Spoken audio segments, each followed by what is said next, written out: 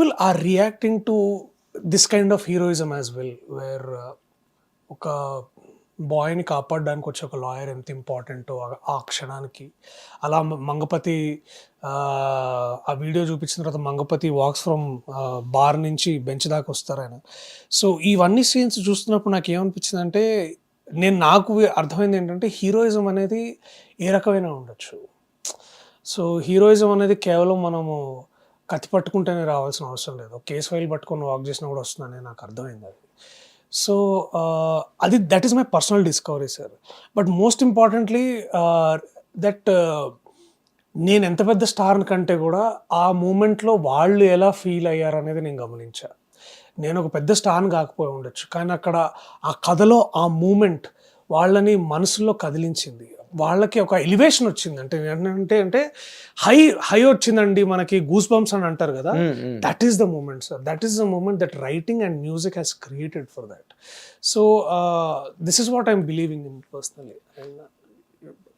Court వచ్చిన తర్వాత ఇప్పుడు సారంగపాణి జాతకం వస్తున్నదంటే two films are two poles apart. కంప్లీట్గా serious drama, court room drama and ఒక అఫెన్సు, ఒక క్రైము అన్నీ దానిలో ఉన్నాయి. ఇది సారంగపాణి జాతకం అనేది కంప్లీట్గా hilarious comedy. Though there is, మీరందరూ చెప్పినట్టుగా ఏదో క్రైమ్ కామెడీ అని అంటున్నారు. అది ఇప్పుడు మిమ్మల్ని ఇంత ఆబాల గోపాలం అంటామే, ఆబాల గోపాలం చూశారు కోర్టుని. And they have witnessed you, they enjoyed you, they have received you, they patronized you rather. Yes right. ఇప్పుడు ఈ సినిమా ఇమీడియట్గా కోర్టు తర్వాత వెళ్తున్న ఈ సినిమా అసలు ఆడియన్స్ని ఎట్లా ఇంప్రెస్ చేస్తుంది మీ క్యారెక్టర్ ద్వారా? దానిలో అంటే మీరు అన్నట్టుగా కత్తి పట్టుకోగలరు. యా అదే. సో ఇన్ టర్మ్స్ ఆఫ్ ఏంటంటే, మనం బేసికలీ వీళ్ళది మన మోహన్ గారి కామెడీ మనం చూస్తున్నాం. అంటే comedy films for example Ashtachamma కానీ, సమ్మోహనం కానీ, అమ్మి తుమ్మి కానీ, అలాగే వారు తీసిన వేరే మాయాబజార్ ఇట్లాంటి సినిమాల్లో వారి విట్ అండి. నేను అనేది ఏంటంటే విట్ పదప్రయోగం, అంటే భాషని పూర్తిగా ఒక కొత్త తరహాలో. ఇప్పుడు త్రివిక్రమ్ గారికి ఎలా అయితే వారి మార్క్ ఏదైతే ఉందో, Trivikram brand mark of writing ఏదైతే ఉందో, అలాగే ఇంద్రగంటి మోహన్ కృష్ణ గారిది కూడా ఒక బ్రాండ్ ఆఫ్ రైటింగ్. వారికి సాహిత్యం పట్ల ఉన్న మక్కువ, సాహిత్యం మీద ఉన్న పట్టు, దాన్ని మనం పూర్తిగా మనం వారి సినిమాల్లో, వారి రచనలో మనం తరచూ చూస్తుంటాం. అలాంటి కోవకు చెందిన మరో చిత్రం ఇది, అంటే మన Sarangapani Jathakam.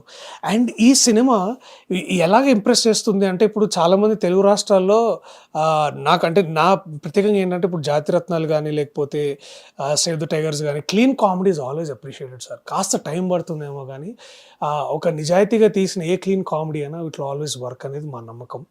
And most importantly ఏంటంటే, అచ్చ తెలుగు అంటే నేను ఏదైనా not a Puritan as a approach, but ఇట్లాంటి పదప్రయోగంతో చేస్తున్నవి అన్నీ ఏమవుతుంది అంటే, విట్తో ప్లే చేసే కామెడీ కాస్త తక్కువ ఉందని నా నమ్మకం.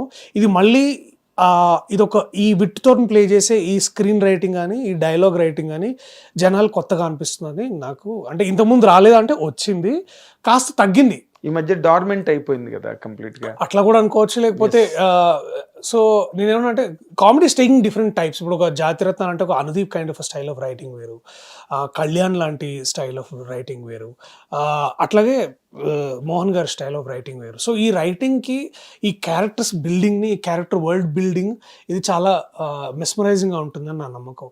And comedies are very well appreciated in theatre sir. ఇప్పుడు ఏంటంటే, ఆ కమ్యూనిటీ ఫీలింగ్ ఆఫ్ వాచింగ్ ఏదైతే ఉందో, అంటే థియేటర్లోకి వెళ్ళంగానే ఏంటంటే సార్, ఆ డార్క్ స్క్రీన్లో మనము థియేటర్ అంతా నవ్వుతుంటే, థియేటర్ అంతా ఈలలేస్తుంటే వచ్చే ఆ ఎనర్జీ, అంటే అలా రియాక్ట్ కాకపోయినా ఇంకొక పక్కనున్న వ్యక్తికి కాస్త ఏమంటారంటే, ఇప్పుడు నాకు అది వేదమంత్రాల్లాగా అనిపిస్తుంది సార్. అంటే మన ప్రత్యేకంగా మనకు ఆ వేదం తెలియాల్సిన అవసరం ఉండకపోవచ్చు, కానీ వేద పండితులు ఆ రిధంలో ఆ గమకాలు చెప్తున్నప్పుడు వాడు నాస్తికుడైనా ఆస్తికుడైనా వాడికి ఏంటంటే, వాడికి వింటుంటే ఒక తెలియని ఒక power you'll experience. That's the kind of power that I want. లాఫ్టర్లో ఆ పవర్ ఉంటుంది, community of people laughing together to jokes. That stand up కామెడీలో మనం ఏదైతే చూస్తాం అది ఐ థింక్ ద థియేటర్లో అది కనుక ఆర్గానిక్గా బయటకు వస్తే ఆ లాఫ్టర్ చాలా బాగుంటుంది sir. That is what I wanted to create with Sarangapani Jathakam, and that is what I wanted to give it to the audience. So they will love it అనేది నా ఉద్దేశం. ఓకే, కానీ మీరు మీ కెరీర్లో కనుక దో ఇట్స్ ఇంకా small journey, you have a long way to travel, you're at the foot of the career as I can see. కానీ ఉన్న వాటిల్లో మీకు ఆ సీరియస్ క్యారెక్టర్స్కి మంచి ఇమేజ్, మంచి సక్సెస్, మంచి అపీలు వస్తున్నాయి. If you observe on an academic note.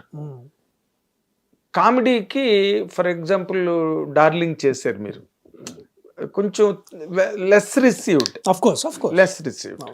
ఇప్పుడు మీరు దేనిలో మోర్ ఎంజాయబుల్గా మీకు అనిపించే ఈ రెండు పడవలు? Sir in terms of enjoying నేను రెండు చేస్తాను సార్. అంటే ఇప్పుడు ఫర్ ఎగ్జాంపుల్ మీరు అన్నట్టు డార్లింగ్ యాజ్ అన్ ఎగ్జాంపుల్గా తీసుకుంటే అది కూడా నేను ఎంజాయ్ చేశాను. It is still my most favourite project, maybe not a favourite product, but still my most beautiful project of working still darling. ఎందుకంటే నేను అశ్విన్ దగ్గర చాలా నేర్చుకున్నాను. ఆ డైరెక్టర్ నాకు చాలా, నేను I had so much pleasure working with that man. Of course మేము అనుకున్న కన్వర్జన్ అవ్వలేదు పేపర్ టు విజువల్, నాకు ఆ డౌట్ ఉంది. అది కొంచెం మధ్య మధ్యలో వచ్చేది కానీ, but I think essentially let's be honest about it, అది అనుకున్న స్థాయిలో ఆడలేదు. అనుకున్న స్థాయిలో మేము దాన్ని ప్రేక్షకులు రిసీవ్ చేసుకోలేదు. అండ్ నేను దాన్ని పూర్తిగా అంగీకరిస్తాను, because I fail to judge the outcome of it. But అట్లనే నేను అది ఎంజాయ్ చేశాను. కోర్టు చేస్తున్నప్పుడు కూడా చాలా ఇబ్బందిగా ఉండేది. ఇబ్బందిగా అంటే ఛాలెంజింగ్గా ఉండేది. ఎందుకు ఛాలెంజింగ్గా అంటే ఆ లాయర్ అనే కేటగిరీ, లాయర్స్ అనే వాళ్ళ ప్రొఫెషన్ని, జుడిషియరీని ఫస్ట్ ఆఫ్ ఆల్ చాలా ఆనెస్ట్గా రిప్రజెంట్ చేయాలనేది ఒక ఛాలెంజ్ పెట్టుకున్నాం, నేను కానీ డైరెక్టర్ కానీ మా టీం అందరం కానీ. అది ఈక్వల్గానే ఉండింది. సో ఇప్పుడు ఏంటంటే కామెడీతో ఏంటంటే సార్ చాలా ఎక్కువ సార్లు దాన్ని అవుట్పుట్ కానీ దాని అవుట్కమ్ కానీ మనం ఇన్స్టెంట్గా జడ్జ్ చేయొచ్చు. ఇప్పుడు ఒక సీన్ చేసిన తర్వాత అది నవ్వు వస్తుందో రావట్లేదు తెలిసిపోద్ది. కానీ ఒక సీరియస్ సీన్ చేస్తే కాస్త టైం పడుతుంది సార్ అది ది అవుట్కమ్ జడ్జ్ చేయడానికి. ఇప్పుడు ఫర్ ఎగ్జాంపుల్ కోర్ట్ సినిమాలో నేను హర్షవర్ధన్ గారిని, సార్ మీరు పెట్రోల్ ఎందుకు తీసుకున్నారు, ఈ సీన్ నేను చాలా ఫ్లాట్గా చేసిన అన్నట్టు అనిపిస్తుంది ఒక్కోసారి మేము అది. కానీ నేను ఏమైతే ఎగ్జాక్ట్లీ యువర్ ఆనర్ అన్న పదానికి థియేటర్లో వచ్చిన రెస్పాన్స్ అది నేను ఎక్స్పెక్ట్ చేయలేదు సార్. అది అంటే దీనికి కూడా దీంట్లో ఏముంది అని అనుకోవడం, కానీ దాన్ని ప్రేక్షకుడు ఎలా తీసుకుంటాడు అనేది నాకు కొంచెమే ఆ ఎస్టిమేటెడ్ ఉంది. కానీ నా ఎస్టిమేషన్ దాటి రెస్పాన్స్ రావడం అనేది అది నాకు కూడా సర్ప్రైజింగ్గా ఉంది. సో ఇప్పుడు ఏంటంటే ఇవన్నీ చూసుకున్నట్టయితే ఏం లేదు సార్, దట్ ఆ చేసే పాత్రలో చెప్పే కథలో నిజాయితీ లేకపోతే జనాలకి ఎక్కట్లేదు. That is true. అండ్ వాళ్ళని ఫూల్ చేసి మనం బతకలేము సార్ ఇక్కడ. We can't fool the audience. And వాళ్ళ కలెక్టివ్ ఇంటెలిజెన్స్ కానీ వాళ్ళ ఐక్యూని కానీ ఎప్పుడు తక్కువ అంచనా వేయద్దు. Every writer who has made that mistake has always failed. కానీ మీరే కదా, అంటే నేను మొన్ననే రామ్ జగదీష్ని ఇంటర్వ్యూ చేస్తే you have piloted the project to Nani garu. Yeah అది అప్పుడు అంటే నేను హాయ్ నాన్న చేస్తున్న టైంలో నాని అన్న we used to share this similar love. అంటే అదొక సినిమా గురించి, సినిమా అని అమితంగా ప్రేమించే వ్యక్తి అండి ఆయన. అట్లాగే నేను అనుకుంటాను. అండ్ సినిమాని కేవలం టెంప్లెట్కి బియాండ్గా, ఫామ్కి, అంటే ఇప్పుడు అనుకున్న ఫామ్కి బియాండ్గా చూసే కొంతమంది నటుల్లో నాని గారు ఒకరు. And he is in that beautiful phase of giving back to cinema. అంటే ఆయన సినిమా ద్వారా నేర్చుకున్నాడు, సినిమా ద్వారా సంపాదించుకున్నాడు, ఇప్పుడు సినిమాకి తిరిగి ఇస్తున్నారు ఆయన ఒక విధంగా చెప్పాలంటే. సో అలాంటి కొత్త బ్యూటిఫుల్ స్పేస్లో ఉన్నారు ఆయన. సో మేము ఆ ఐడియా షేర్ చేసుకోవడంలో నేను ఈ ఐడియా చెప్పడం ఆయనకి ఏదో బాగుంది ఒకసారి విందాం అనగానే అది అనడం, నేను అప్పటికి కథ మేము రెడీ చేయించుకోవాలంటే రామ్ కరెక్ట్గా పూర్తిగా రాసి దాన్ని ఇంకా అప్పుడు జస్ట్ నేను అంటే 2 forces మీట్ అన్నట్టు నేను బేసిక్లీ దాన్ని టేబుల్ వేసాను అంతే, 2 కుర్చీలు వేసాను. అంటే what did you believe in that at the time? అది అసలు మీరు ముందు మీరే విన్నారంటగా? అవును. మీరు మీ బిలీఫ్ ఏంటి దాంట్లో మీరు విన్నప్పుడు? ఆయన నాతో అనడం ఏంటంటే, నేను మామూలుగా స్క్రీన్ మీద కాగితం మీద రాసి అదే కంటెంట్ ఎవరు నమ్మరండి, ఎవరు ఒప్పుకోరు చేయడానికి కూడా.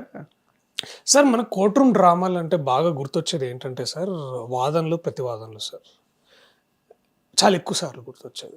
హిట్ టీవీ యాప్, ఇందులో short news, live news, entertainment shows, movies, digital magazines తో పాటు మీ జిల్లా వార్తలను కూడా ఫ్రీగా చూడొచ్చు. అంతేకాదు కేజీ నుంచి పీజీ వరకు విద్యార్థులకు స్కాలర్షిప్ కూడా అందిస్తున్నాం. ప్రతి వారం 10 మందికి లక్కీ డ్రా ద్వారా ఒక్కొక్కరికి 10,000 రూపాయలు అందిస్తున్నాం.